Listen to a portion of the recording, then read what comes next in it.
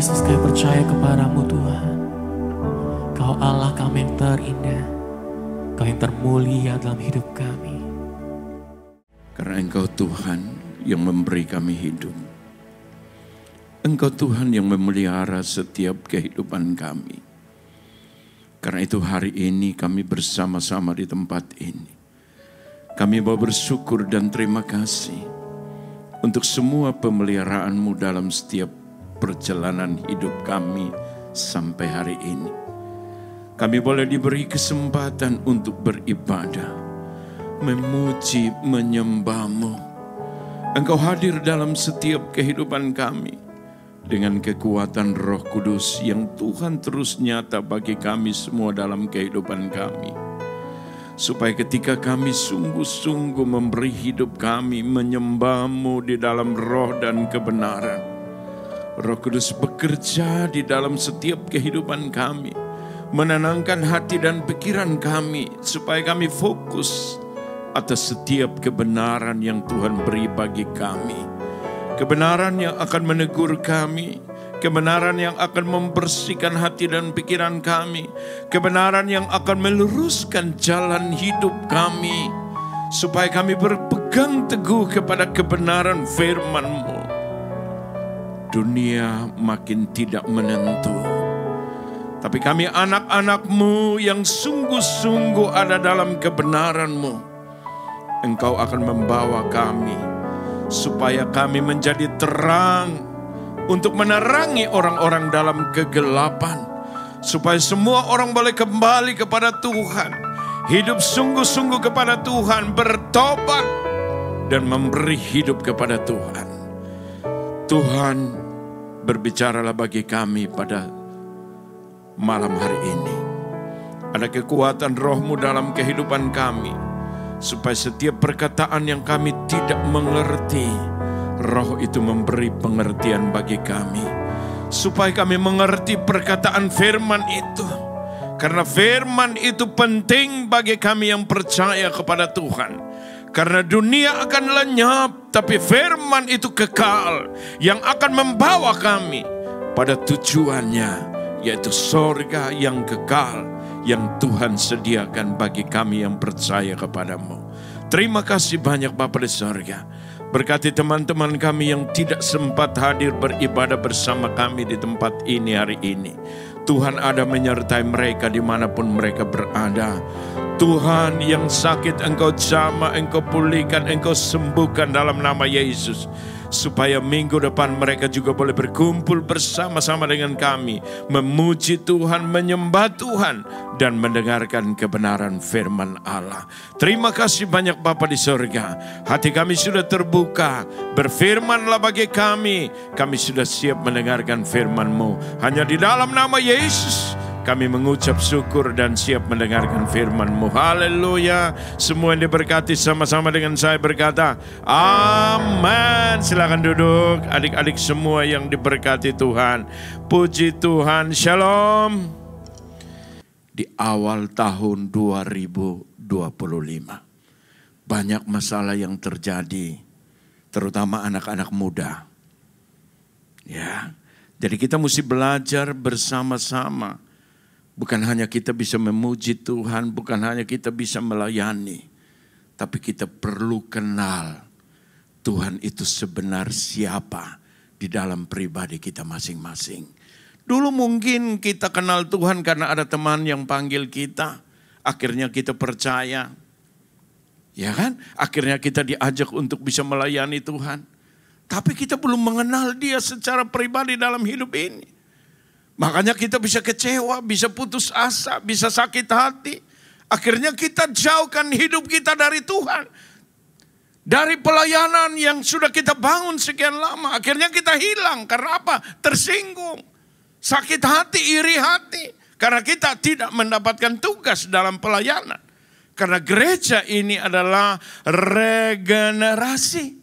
Kita harus berjiwa besar untuk melatih dan mendidik murid-murid.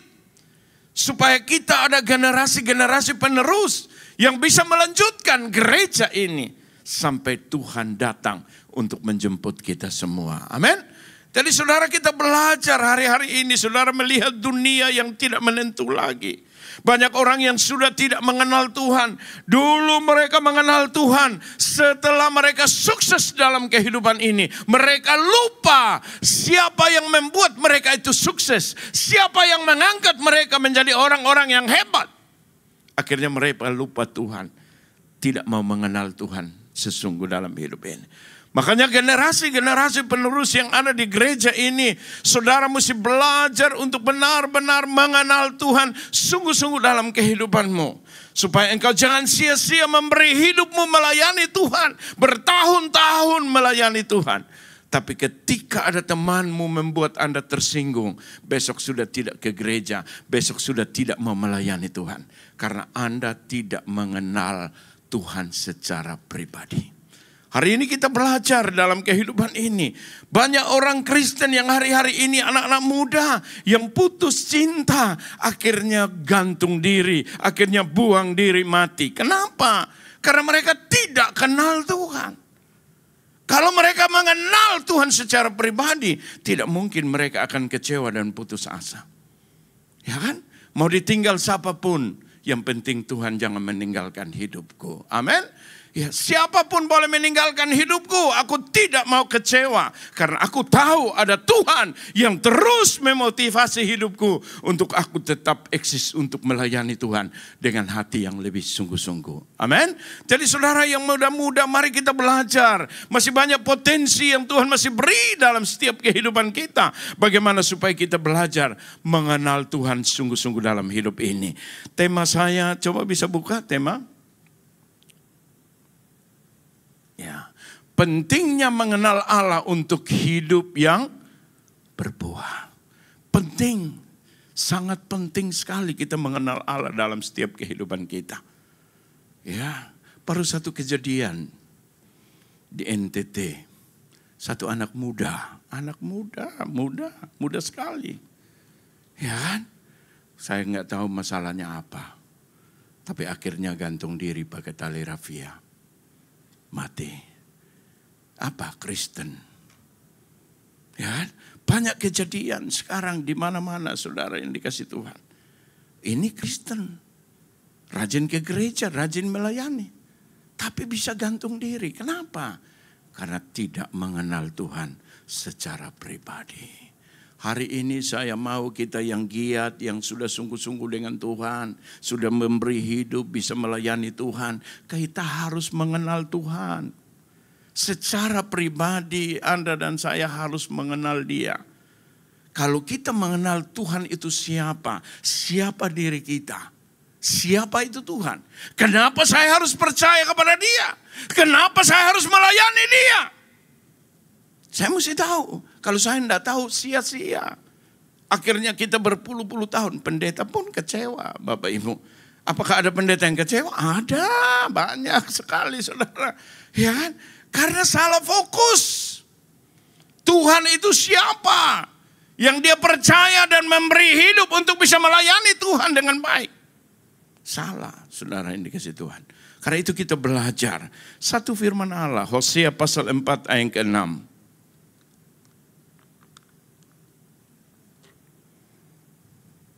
Karena lama kita tidak jumpa, tadi katanya saya dikasih izin khotbah 2 jam.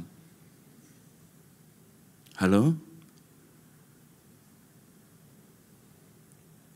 Kerajaan surga tidak berbicara makan dan minum. Tapi berbicara tentang apa? Firman Allah. Sekarang di dalam gereja bukan mikir mau makan. Tapi saya harus dapat firman Allah. Amin. Fokus kita bukan pikir janji sebentar mau makan apa. Tapi fokus kita datang ke gereja untuk mendapatkan firman Allah. Amin. Itu yang paling penting bagi kita. Sudah firmannya? Kita baca. 1, 2, 3.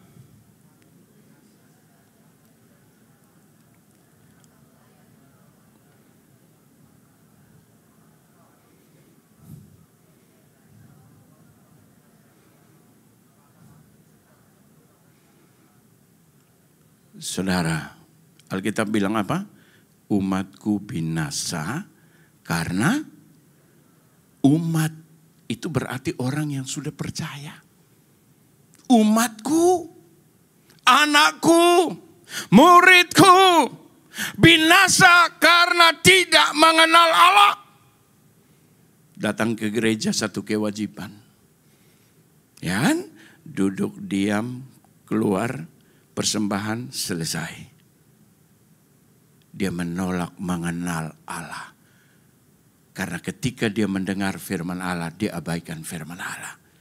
HP-nya lebih penting daripada firman Allah. Betul ya saudara ya? Orang lagi fokus dengar firman, dia lagi roll terus HP-nya. Akhirnya gagal fokus, pulang tidak mendapatkan apa-apa. Kenapa dia yang menolak untuk mengenal Allah? Jadi pengenalan akan Allah itu penting sekali lewat kebenaran firman Allah. Lewat karakter hidup kita. Lewat apa lagi saudara yang dikasih Tuhan? Lewat apa yang menjadi kehendak Allah di dalam setiap kehidupan kita. Tentu Allah memilih saudara dan saya. Kita ini adalah orang-orang pilihan Tuhan. Tuhan memilih kita. Berarti kita yang terbaik bagi lebih daripada semua orang di dunia ini. Karena kita semua dipilih Tuhan.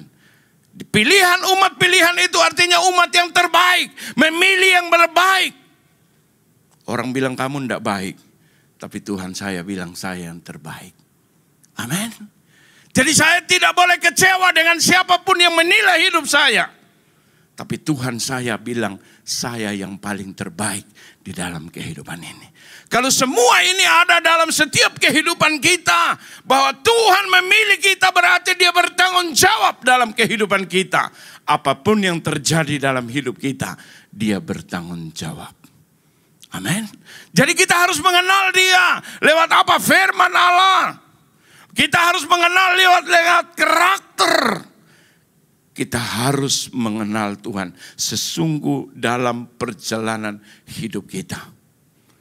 Apa yang menjadi kehendaknya, bukan apa yang menjadi keinginanku. Kita sebenarnya tidak punya hak lagi dalam hidup ini ketika kita percaya kepada Tuhan. Kita memberi hidup kita kepada Tuhan. Kita sudah dibaptis, beri hidup kita kepada Tuhan. Kita tidak ada hak lagi. Yang berhak atas setiap kehidupan kita adalah kebenaran firman Allah. Yang kita baca dan kita renungkan supaya kita bisa menjalankan dalam kehidupan kita. Manusia banyak keinginan. Betul? Betul enggak? Manusia banyak keinginan. Banyak keinginan.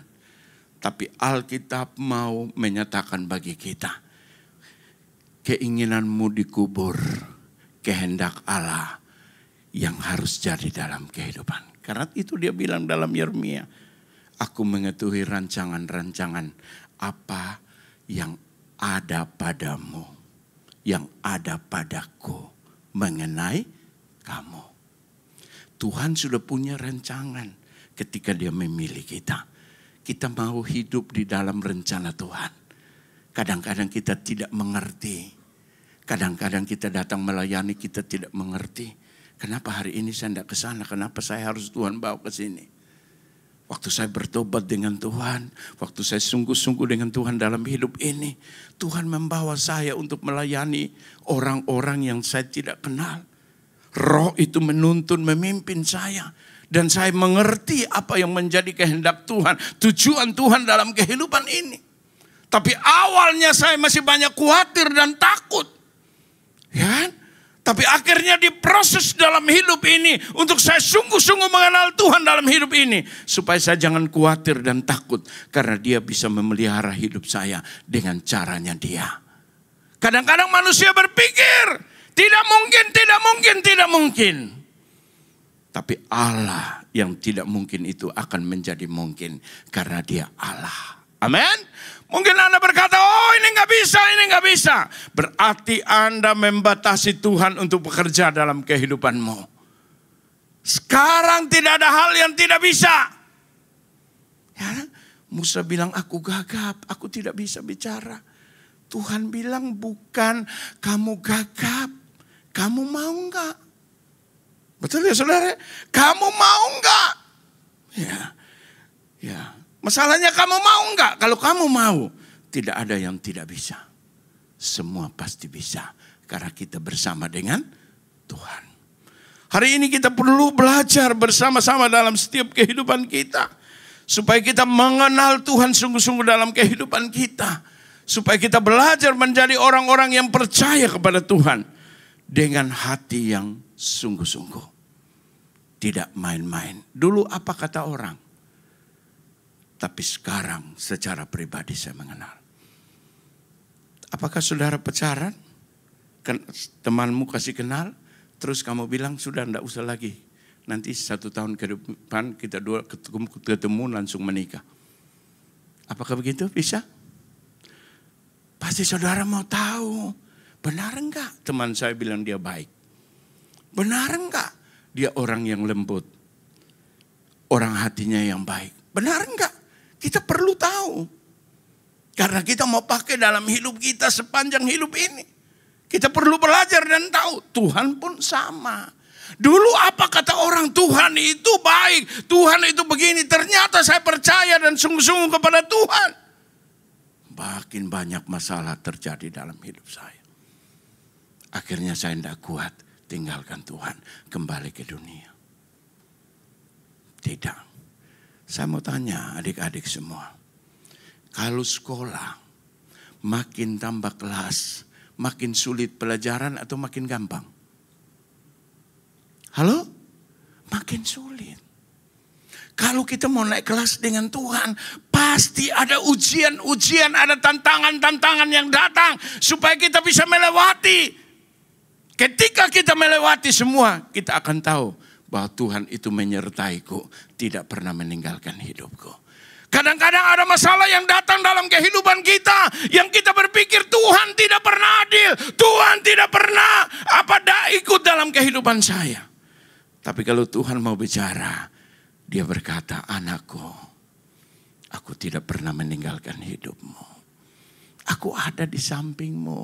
Aku ada dalam hidupmu. Teruslah berjalan dalam hidupmu. Lewati setiap masalah itu. Karena aku akan memberi kekuatan bagimu. Aku akan memberi jalan keluar bagimu. Jangan putus asa. Tapi masih ada harapan. Karena masih ada aku menanti Anda di dalam perjalanan hidupmu. Hari ini kita belajar. Saya tidak mau kita bertumbuh dalam hidup ini dengan tidak mengenal Tuhan sungguh-sungguh dalam hidupmu. Hari ini saya lihat semua rajin bisa melayani sebelum jam sudah datang. Coba nanti kalau kita sukses. Oh sorry, saya sibuk minggu depan aja. Setiap persoalan yang datang dalam kehidupan kita. Pasti ada tantangan-tantangan tersendiri dalam hidup ini. Karena gereja ini ada visi. Dan kita berjalan di dalam visi dan pasti berhasil. Tidak mungkin tidak berhasil. Banyak anak muda akan dipakai Tuhan. Banyak anak muda akan diberkati di gereja ini. Tapi jangan sampai Anda diberkati, Anda tidak kuat berkat itu. Anda tinggalkan Tuhan, tinggalkan gereja. Itu kesalahan kita. Karena gereja ini tidak sembarang. Gereja ini ada visi yang Tuhan beri. Sekarang kita tetap terus maju bersama dengan Tuhan. Lewat visi yang Tuhan beri ini. Pasti kita akan berhasil. Tidak mungkin tidak. Kenapa? Karena Tuhan tetap menepati janjinya. Ketika dia memberi visi itu kepada kita. Amin. Karena itu kita fokus dalam hidup ini. Yang Yeremia pasal 24 ayat 7. Yeremia 24 ayat 7. Yeremia. Aku akan memberi mereka suatu hati. Tuhan kasih kita hati. Untuk apa? Mengenal aku. Ya. Yaitu bahwa akulah Tuhan. Dia kasih hati supaya kita kenal dia. Bahwa dia ini Tuhan. Dia yang kasih kita hidup. Kalau saya biasa dapat kata-kata dari Tuhan itu sederhana. Orang tidak mengenal Tuhan, tidak apa-apa. Tapi dia nggak boleh sakit, dia nggak boleh susah, dia nggak boleh mati. Karena berarti dia mengatur dirinya sendiri. Kenapa kita harus kenal Tuhan? Karena Tuhan yang memberi kita hidup. Makanya Daud itu bilang dalam Mazmur 139 itu. Engkau yang menenun aku dalam kandungan ibuku. Kejadianku dahsyat dan ajaib. Kenapa Daud bilang kejadianku dahsyat dan ajaib? Aku gembala domba 2-3 ekor. Tapi aku diangkat menjadi raja di Israel. Menjadi pemimpin. Aku diangkat untuk mengalahkan Goliat. Padahal aku kecil. Goliat besar. Tapi Allahku besar di dalam kehidupan. Siapakah Daud itu? Siapakah kita hari ini? Sama kita di hadapan Tuhan. Tuhan pilih Daud. Tuhan juga pilih saudara dan saya. Umat kesayangan. Tuhan memilih kita menjadikan umat kesayangan. Menjadi anaknya, menjadi muridnya. Supaya dididik. Ditepah di dalam gereja. Makanya Paulus bilang kan. Kita dikarunia bukan saja untuk percaya. Tapi ada penderitaan yang dialami. Paulus itu menderita. Tapi dia bersuka cita dalam penderitaan itu. Karena ada kesempatan dia memberitakan Injil. Ya, tugas kita juga sama, saudara yang dikasih Tuhan. Kita belajar karena Tuhan memberi kita roh untuk kita mengenal dia sungguh-sungguh secara pribadi dalam kehidupan ini. Supaya saya mulai bertumbuh dewasa dalam hidup ini. Dulu saya datang kalau ada yang gosip saya tersinggung. Dulu saya datang di gereja, kalau saya lihat orang main HP, saya pulang tidak mau ke gereja. Apalagi pendeta pegang HP di dalam gereja. Ya, karena Anda gagal fokus. Datang di gereja bukan lihat kiri dan kanan, tapi pribadimu dengan Tuhan. Amin. Engkau harus mendapatkan sesuatu dengan Tuhan. Jangan lihat kiri dan ke kanan. Nanti Anda bisa jadi garam setengah. Kalau lihat ke belakang baru garam penuh. Ya kan? Kalau lihat ke kiri garamnya setengah. Lihat ke kanan garamnya setengah. Belum penuh. Saudara. Kalau lihat ke belakang gak boleh. Karena itu nanti garamnya penuh. Anda jadi tiang garam. Kota Surabaya banyak garam. Jadi jangan sampai kita semua jadi garam. Jadi asin. Semua orang darah tinggi nanti. Ya kan? Jadi saudara kita belajar bersama-sama supaya kita mengenal. Yang pertama mengenal Allah adalah kunci hidup yang benar. Mengenal Allah adalah kunci hidup yang benar. Itu kunci. Hidup yang benar adalah mengenal Allah secara pribadi. Mari kita semua belajar untuk mengenal Allah. Dengan hati yang lebih sungguh-sungguh dalam hidup ini. Hosea pasal 6 ayat yang ke-6.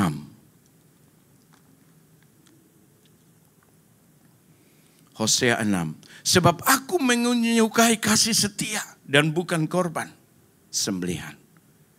Dan menyukai pengenalan akan Allah lebih daripada korban-korban bakaran. Saya harus mengenal dia secara pribadi. Bukan karena saya bisa memuji Tuhan. Bukan karena saya bisa main musik. Bukankah saya bisa jadi asor dan bukankah saya bisa jadi multimedia. Itu persembahkan korban. Tapi secara pribadi saya harus kenal dia. Supaya apa yang saya buat bisa menyenangkan Tuhan. Dan menjadi berkat bagi banyak orang. Amin. Tidak terpaksa saya menjalankan karena tugas. Tapi dengan kerelaan dalam kehidupan ini. Hari ini kita belajar supaya melayani itu satu kerelaan dalam hidup ini. Satu pengabdian kita kepada Allah. Karena dia sudah memberi kita hidup. Karena itu kita perlu mengabdi kepada dia. Apa yang kita sama kayak adik-adik semua nanti besok-besok semua sudah punya istri, sudah punya anak, sudah punya suami. Pasti Anda mesti melihat orang tuamu yang sudah tua mengabdi. Apakah ketika kita datang melihat orang tua kita tunggu dapat harta, dapat uang? Atau kita yang datang untuk memberi? Kita yang datang untuk melihat dia. Ya, zaman sekarang ini orang dunia ini makin sibuk. Ya, akhirnya orang tua sudah dibawa ke panti jompo. 1 bulan 1 kali baru kita lihat di panti jompo. Padahal dari kecil dia gendong kita. Dari kecil, saudara sakit dia gendong terus. Dia jaga, dia bawa ke dokter terus, dia suapin. Sudah panas dia mulai berdoa. Dia pokoknya segala macam cara, yang penting anakku sembuh. Tapi ketika kita mulai dewasa, mulai mengerti, mama salah kata 1, bapak salah kata 1, kita tidak mau pulang rumah lagi. Itu kita salah besar dalam hidup ini. Ya. Tuhan tidak jawab doa kita, kita mulai kesal. Kita tidak mau melayani. Kelvin bilang, ayo melayani. Hai kok Kelvin, sudahlah nantilah. Kecewa. Karena kita tidak kenal Tuhan. Kalau Anda dan saya kenal Tuhan secara pribadi, kita tidak bisa kecewa dengan siapapun. Manusia kita berdosa. Tidak ada manusia yang tidak berdosa. Hari ini temanmu salah, ampuni dia. Besok mungkin saya salah.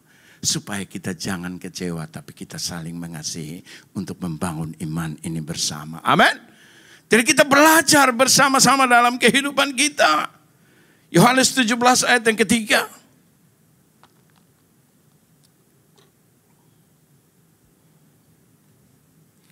Inilah hidup yang kekal itu, yaitu bahwa mereka mengenal Engkau satu-satunya Allah yang benar. Satu-satunya Allah.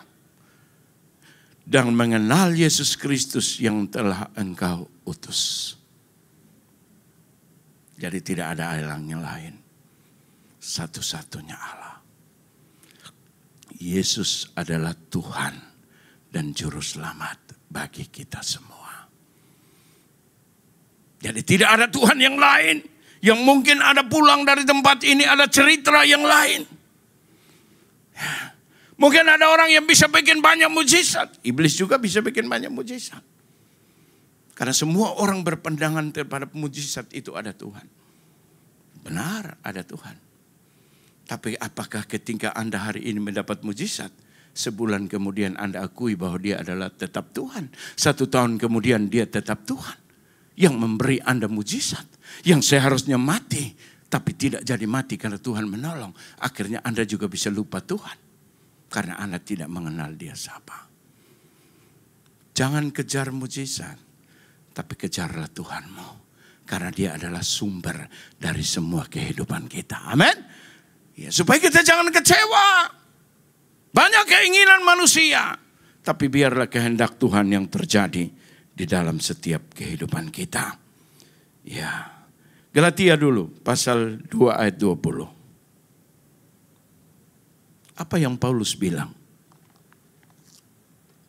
Satu lagi. Namun aku hidup tetapi bukan lagi aku sendiri yang hidup, Paulus bilang. Ketika dia berjumpa dengan Tuhan. Dulu dia menganiaya orang-orang yang percaya kepada Tuhan. Tapi ketika dia berjumpa dengan Tuhan dia bilang. Namun aku hidup tetapi bukan lagi aku yang hidup. Aku sendiri yang hidup. Melainkan Kristus yang hidup di dalam aku. Dulu aku sendiri. Aku rajin ke gereja melayani. Tapi aku tidak tahu bahwa ada Tuhan dalam hidup ini. Ya kan? Dulu aku tetap berdoa kepada Tuhan. Aku melayani Tuhan. Aku bekerja. Tapi ketika aku berhasil, aku lupa. Bahwa keberhasilanku karena ada Tuhan dalam hidupku. Akhirnya aku tinggalkan Tuhan. Karena aku tidak sadar. Ya. Dulu Paulus melayani. Tapi Paulus membenci orang-orang pengikut Yesus. Makanya dia minta izin supaya dia tangkap dan dia bunuh. Tapi di tengah perjalanan di Damsyik, Tuhan datang berjumpa dengan dia. Saulus, Saulus, kenapa kamu menganiaya aku? Siapa kamu? Akulah Yesus. Ketika kamu melayani murid-muridku, menganiaya murid-muridku, itu kamu menganiaya aku. Dia sadar. Hidup kekristenan kita sama seperti apa yang Paulus katakan. Hidupku sekarang yang kuhidupi adalah Kristus yang ada dalam kehidupanku. Amin. Jadi kita tahu bahwa ada Tuhan yang bekerja dalam kehidupan kita. Allah turut bekerja dalam segala hal. Untuk apa? Mendatangkan yang baik. Ketika kita melakukan yang tidak baik, berarti Allah tidak bekerja. Allah diam dan melihat. Anakku kembali. Itu gak baik. Tapi kita tidak pernah peka. Karena tidak punya hubungan yang baik dengan dia. Hari ini kita perlu bangun satu hubungan yang baik dengan dia. Ya, masuk kamar, tutup pintu, berdoa. Apapun yang kita mau ucapkan kepada dia. Setelah kita ucapkan, kita tenang 10 menit. Dengar apa yang dia bicara dalam kehidupan kita. Mungkin dia tidak bicara secara audible dalam telingamu. Tapi dia akan merubah hati dan hidupmu menjadi tenang. Supaya Anda keluar dari kamar, hatimu menjadi tenang. Kenapa? Allah sudah bekerja dalam kehidupanmu. Ini kita belajar bersama-sama. Supaya hari ini kita mau bertumbuh bersama-sama. Yang kedua, akibat orang tidak mengenal Allah. Apa akibatnya kita tidak mengenal Allah dengan sungguh-sungguh? Ketidaktahuan tentang Allah membawa kehancuran. Hancur. Karena kita tidak mengenal Allah secara pribadi dalam kehidupan kita. Akhirnya kita hanya ikut-ikut aja. Ya kan? Orang melayani, kita melayani. Orang berdoa menangis, kita juga menangis. Tapi kita tidak pernah merasakan ada Tuhan yang bekerja dalam kehidupan kita. Kita tidak mau tahu itu dalam kehidupan kita. Ya. Jadi ini kita belajar supaya apa? Kita bisa mengenal Tuhan. Ya. Amsal 19 ayat yang kedua.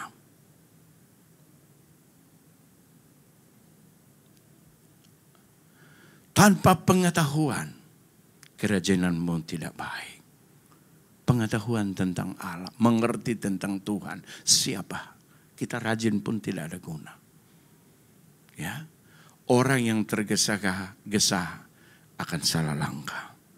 Orang cinta mula-mula dengan Tuhan. Wow, semangatnya itu luar biasa. Tapi kita harus mengontrol semangat kita. Supaya kita tahu siapa yang kita layani dalam hidup ini. Ya kan? Pertama tidak apa-apa, kita semangat. Enggak ada masalah. Tadi pagi saudara lihat ikut Zoom. Ada orang-orang jemaat dari Guangzhou bersaksi luar biasa. Mereka dipaksa untuk bisa melayani. Ayo kamu bisa, ayo kamu bisa, ayo kamu bisa. Tapi dia berkata, Tuhan aku enggak bisa. Tapi ini disuruh terus, dimotivasi terus. Ya kan? Ada Valeri, ada Talia di sana. Motivasi terus, ayo bisa. Tapi akhirnya Tuhan kasih kesempatan aku bisa melayani. Sekarang aku suka cita. Sebenarnya aku enggak bisa buat apa-apa. Aku sudah bergereja bertahun-tahun, tapi tidak pernah melayani. Sekarang aku bisa melayani. Kadang-kadang teman mendorong kita yang baik. Kita lupa untuk kita bersyukur dan terima kasih. Ada teman yang memperhatikan kita untuk kita bisa melayani. Maka orang kalau tidak mengenal Tuhan dengan sungguh-sungguh susah, saudara. Ya, Yesaya 5 ayat yang ke-13.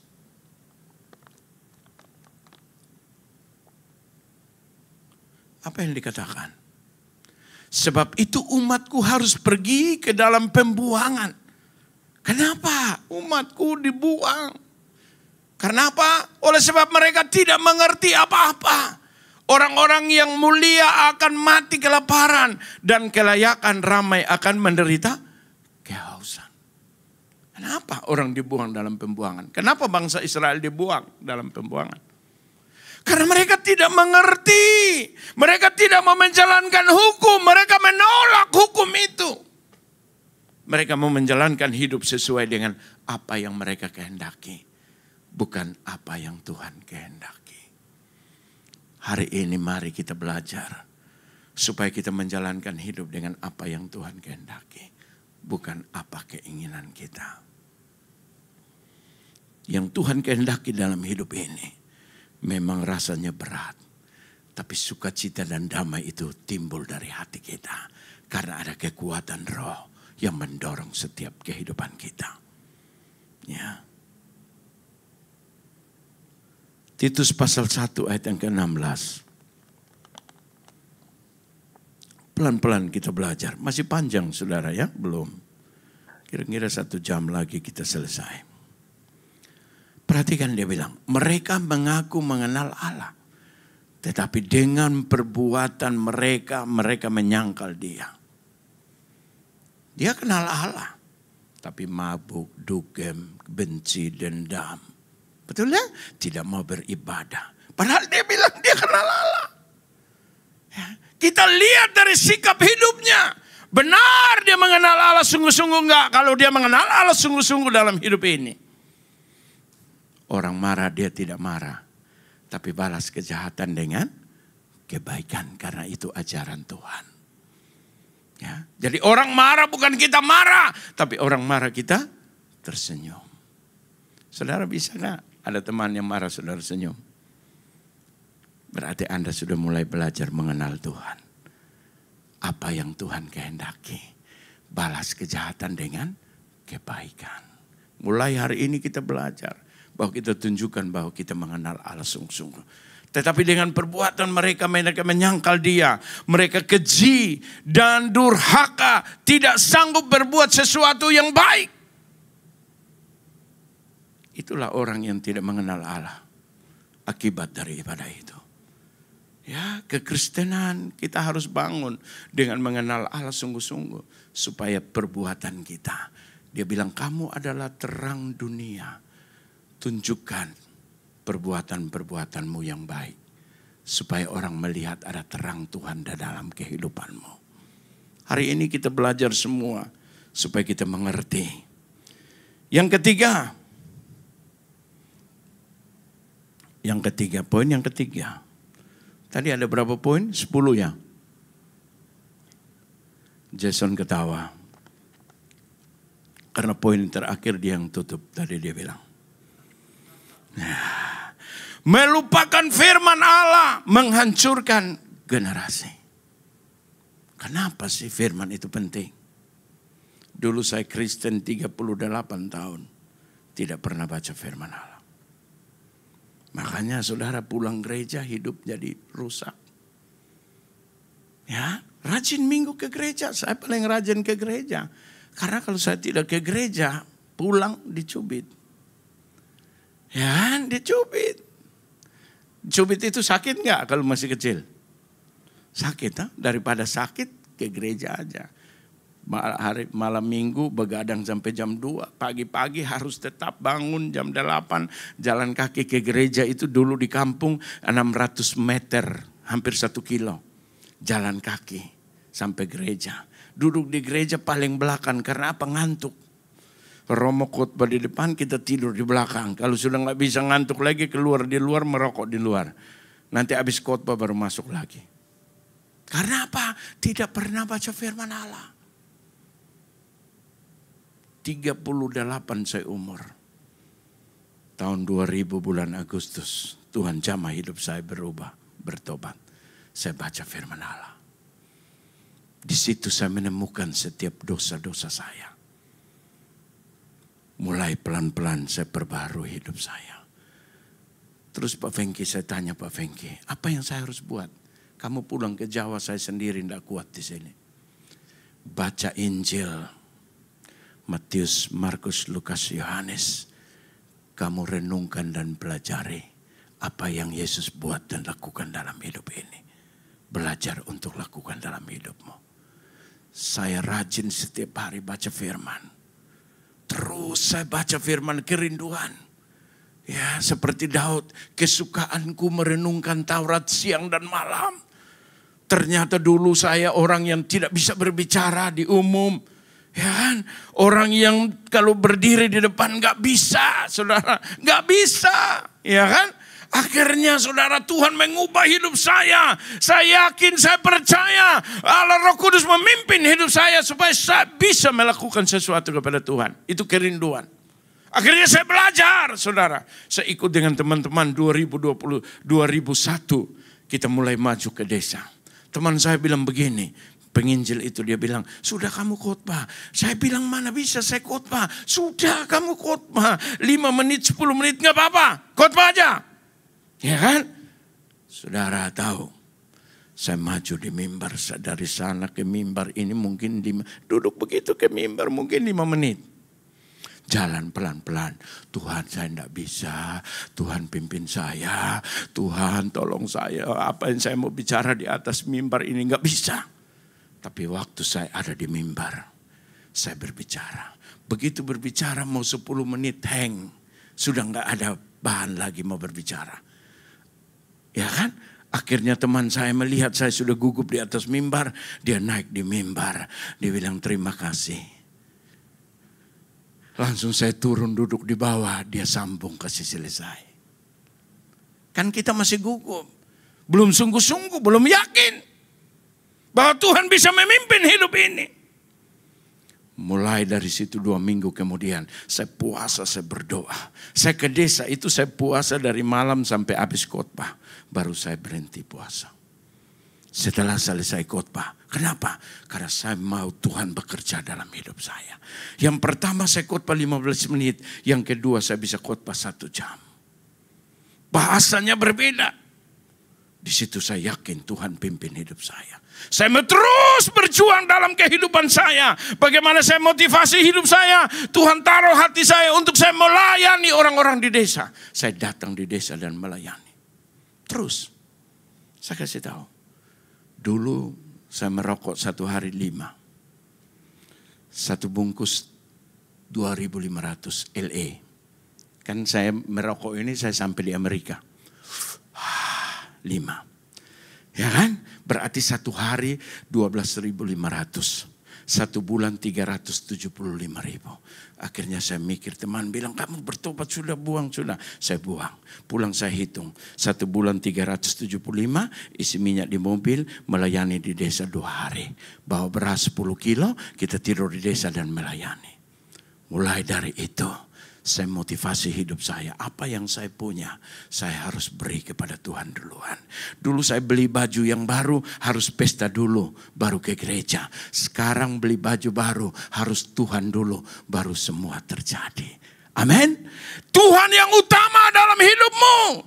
Kalau engkau berjumpa dengan Tuhan sungguh-sungguh dalam kehidupanmu, Tuhanlah segala-gala dalam setiap kehidupan kita. Karena itu generasi yang harus maju bersama-sama dengan Tuhan. 1 ayat yang terakhir.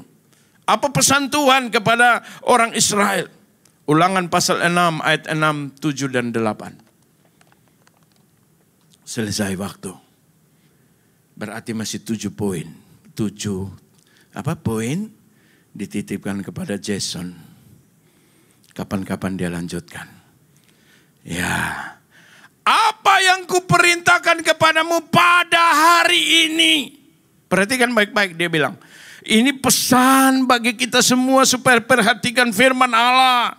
Bangsa Israel diberikan kepada mereka untuk mereka memberitahu kepada anak cucu mereka. Apa yang kuperintahkan kepadamu pada hari ini haruslah engkau. Kapan? Hari ini. Hari ini. Terus ayat yang ke-7. Perhatikan baik-baik. Haruslah engkau mengajarkan apa? Berulang-ulang berarti tanpa batas. Karena manusia kadang-kadang dia dengar firman Allah. Dia pulang dia bisa lupa. Karena ketika dia keluar dari pintu gereja. Dia tidak bawa firman lagi. Tapi dia sudah ingat mau makan apa. Mau ketemu siapa. Akhirnya dia pulang tidak baca lagi, dia lupa. Makanya beritahu berulang-ulang. Kepada anak-anakmu dan membicarakannya apabila engkau duduk di rumah. Apabila engkau sedang dalam jalan-jalan naik mobil, kasih tahu dia firman terus. Apabila engkau berbaring mau tidur, kasih tahu firman. Apabila engkau bangun, kasih tahu firman. Kenapa firman itu sangat penting bagi kita yang percaya kepada Tuhan? Karena firman Allah yang bisa mengatur langkah kehidupan kita ke depan. Amin. Karena firman Allah yang kita mengerti dan kita tahu. Supaya kita menjalankan hidup. Kita jangan menyimpang ke kiri dan ke kanan. supaya dimanapun kita berada, kita berhasil. Oleh karena apa? Ada firman Allah. Ayo teman, sudahlah sekali-sekali gak apa-apa, minum sedikitlah. Tapi ada firman Allah. Jangan. Kalau sedikit bisa tambah 2, bisa tambah 3. Karena Anda belum kuat. Ya kan? Apalagi saya pendeta. Saya bisa minum sedikit. Kan saya tidak mabuk. Tapi jemaat di sana dia lihat. Pendeta aja minum. Saya? Akhirnya dia pulang bukan sedikit. 2 botol dia minum. Kenapa? Pendeta tidak membawa teladan yang baik. Ketika pendeta marah pukul orang. Jemaat lihat. Pendeta aja bisa pukul. Saya tendang aja. Ya kan? Akhirnya kita tidak bisa membawa teladan Tuhan di dalam kehidupan kita. Makanya perlu kita ajar. Beritahu siang dan malam dalam hidup ini. Ayat yang ke-8 yang terakhir. Karena waktunya sudah 0. 0 itu artinya apa? Kosong. Kosong itu berarti jalan terus. Karena nanti ada 1, ada 2, ada 3, ada 4. Ya, apa dia bilang? Harus juga engkau mengingatkannya sebagai tanda pada tanganmu dan haruslah itu menjadi lambang di dahimu. Tanganmu tidak boleh mukul orang, bekerja yang baik. Lambang di dahi, pikiranmu jangan kotor. Jangan berpikir negatif terhadap temanmu. Berpikir yang positif di dalam kehidupanmu. Orang Yahudi paling pintar di dunia. Karena mereka umat pilihan Allah. Tiap hari baca Taurat. Kita dengan orang Yahudi tidak kalah. Karena kita juga Tuhan pilih kita.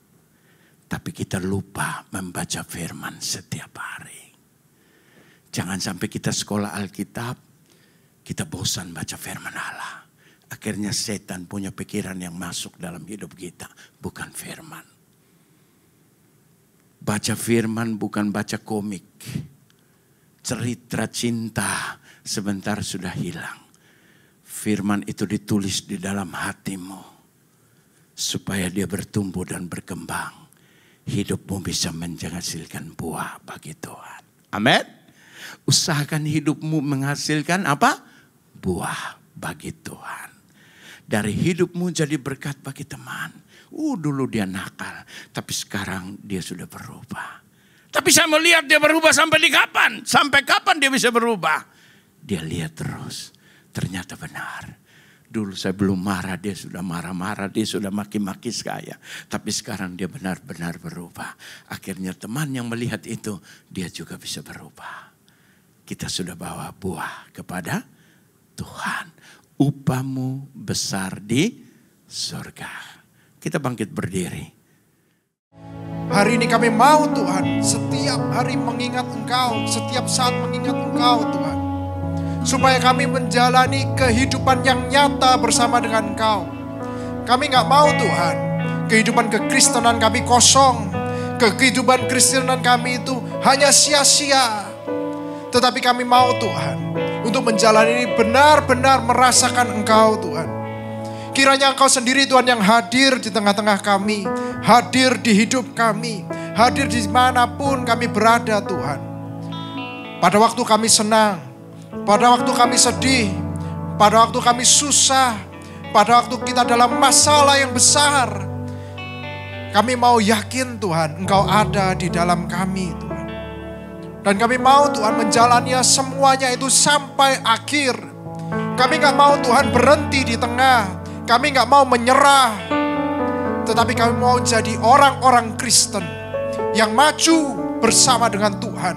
Yakin penuh. Kalau Tuhan menyertai, Tuhan juga akan membawa sampai akhir. Dan apa yang Tuhan rancangkan, itulah yang terbaik untuk kami. Tuhan, kami mau Tuhan memfokuskan hidup kami, apapun yang kami lakukan, apapun yang kami pikirkan, apapun yang kami rasakan Tuhan, hanya untuk kemuliaan nama-Mu. Kami gak mau Tuhan melakukan hal yang sia-sia untuk dunia. Tetapi mulai hari ini juga Tuhan, mulai saat ini juga Tuhan, kami mau rubah hidup kami. Bukan kami hidup untuk diri kami, tetapi kami mau hidup untuk Tuhan. Tuhan berkatilah setiap kami, pimpin kami. Biarlah Engkau yang berbicara terus Tuhan, mengajarkan kami terus, mengingatkan kami Tuhan setiap saat. Supaya kami terus percaya Engkau adalah Tuhan kami dan kami adalah umat-Mu Tuhan. Tuhan, kami juga mau berdoa untuk gereja-gereja yang ada di seluruh dunia. Bagi para hamba Tuhan sampai kepada semua jemaatnya. Kiranya Tuhan memberkati mereka semua, supaya mereka menjadi berkat dan berdampak. Sehingga gereja di seluruh dunia dipenuhi oleh jemaat yang mencari Tuhan dengan tulus dan takut. Buat semua hamba Tuhan dan gereja bersatu, rukun dan tidak terpecah-pecah. Supaya dunia percaya Yesus adalah Tuhan bagi kemuliaan Allah Bapa. Demikian juga untuk gereja di mana kami Engkau percayakan untuk menggembalakannya, yaitu gereja Blessing the Spirit. Tuhan, kami juga berdoa untuk setiap persembahan daripada jemaat-Mu. Kiranya Tuhan menerima dan membalas berlipat-lipat. Biar persembahan ini berkenan kepada Tuhan sebagaimana persembahan Habel. Tuhan, beri kemurahan-Mu, balaslah kebaikan dan kerelaan hati jemaat. Jaga dan lindungi mereka, serta pelihara mereka berserta keluarga, pekerjaan dan kesehatannya. Mari saudara-saudara yang dikasihi Tuhan, dekapkan tangan-Mu di dada. Karena firman-Nya berkata, jagalah hatimu dengan segala kewaspadaan, karena dari sanalah terpancar kehidupan. Jemaat yang dikasihi Tuhan, jadilah berkat, dan terimalah berkat rahmat anugerah dari Allah Bapa di surga, di dalam Putra Tunggalnya Yesus Kristus, yang telah mati bagi dosa kita dan bangkit pada hari ketiga. Sehingga kita menyembah Tuhan Allah yang hidup, dan iman kita bukan kepada Tuhan yang mati. Dia naik ke surga menyediakan rumah bagi kita, sehingga kita punya pengharapan yang pasti. Dan Dia akan datang kembali untuk kedua kalinya menjemput gereja dan umatnya yang berjaga-jaga, kudus, dewasa dan bijaksana, serta menghakimi dunia. Dan di dalam persekutuan dengan Roh-Nya yang kudus, yang membuat hati kita berkobar-kobar dan roh kita menyala-nyala di dalam kasih semula. Roh Kudus yang menghibur, menguatkan, memelihara, menginsyafkan, menuntun dan memimpin kita kepada kebenaran dan kekudusan, serta menjadi saksi Kristus mulai hari ini sampai selama-lamanya. Mari kita tutup di dalam doa. Bapa kami di surga, Bapa kami di surga, dikuduskanlah nama-Mu, datanglah kerajaan-Mu, jadilah kehendak-Mu di bumi seperti di surga. Berikanlah kami pada hari ini makanan kami yang secukupnya, dan ampunilah kami akan kesalahan kami, seperti kami juga mengampuni setiap orang yang bersalah kepada kami. Dan janganlah membawa kami dalam pencobaan, tetapi lepaskanlah kami dari yang jahat, karena Engkau yang punya kerajaan dan kuasa dan kemuliaan sampai selama-lamanya. Amin. Tuhan Yesus memberkati. Silakan duduk, saudara. Yang mengerti semua masalahku, Tuhan kasih yang terbaik bagi